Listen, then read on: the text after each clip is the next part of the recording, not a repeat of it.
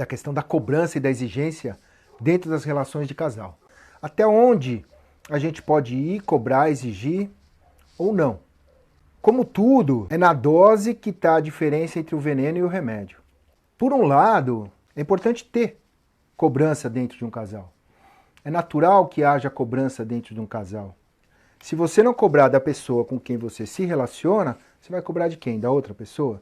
Né? Se de repente você vê o teu objeto de amor, a tua pessoa amada, fazendo cobranças, exigências de amor para uma outra pessoa, você vai sentir ciúmes. Então sim, uma relação de casal é um espaço onde se cobra, onde se exige, onde se faz pedidos, solicitações de amor, de demonstração de amor, né? E outras em geral. Fazer uma exigência dentro da relação significa entrar na relação. Eu uso muito esse exemplo. Você vai sair da empresa, você vai pedir a conta, mas você não falou para ninguém ainda.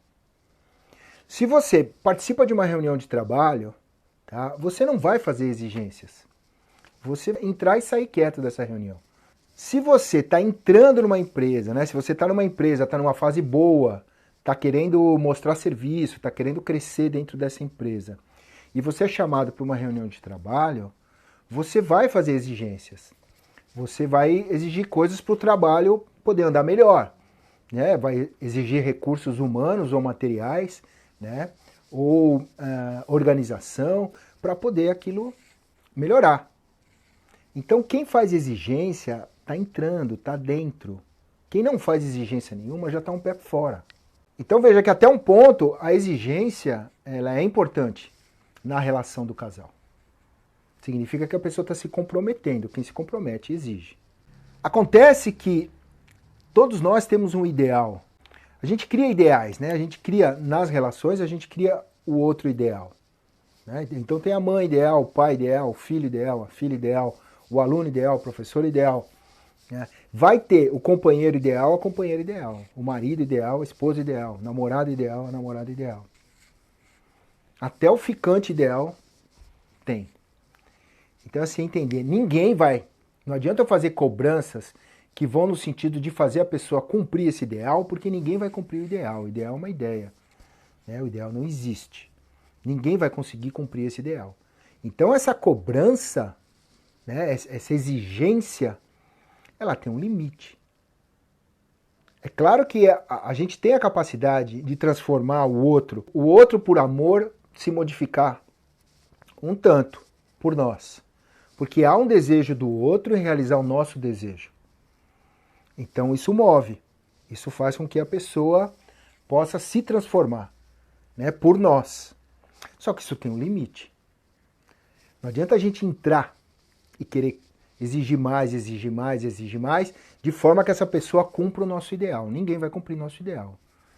O eu ideal é essa pessoa que através dela eu resolvo os meus problemas. Não, essa pessoa não existe, né? Eu que tenho que agir uma série de coisas para fazer, onde que o outro não vai, eu vou. Se o outro não me dá, eu busco em outro lugar. Não vai haver o eu ideal me completa completamente. O outro ideal, ele resolve todas as minhas questões, né? A minha timidez, por exemplo, ele consegue superar. Ele que consegue me achar na minha timidez. Ou se eu falo demais, esse outro tem um saco infinito para ficar me ouvindo. Né? Ele não vai denunciar, não vai se encher o saco. Né? Esse outro ideal não vai existir. Eu que preciso, se eu sou tímido, me arriscar, me atirar, ou se eu falo demais, me conter. Porém, mesmo as pessoas sabendo, de alguma forma, que esse eu ideal não existe, muitas vezes elas entram nessa insistência. Começa a fazer cada vez mais exigências de o outro ser assim, ser assado, né? Tem até muitas pessoas, quando estão procurando uma relação, né?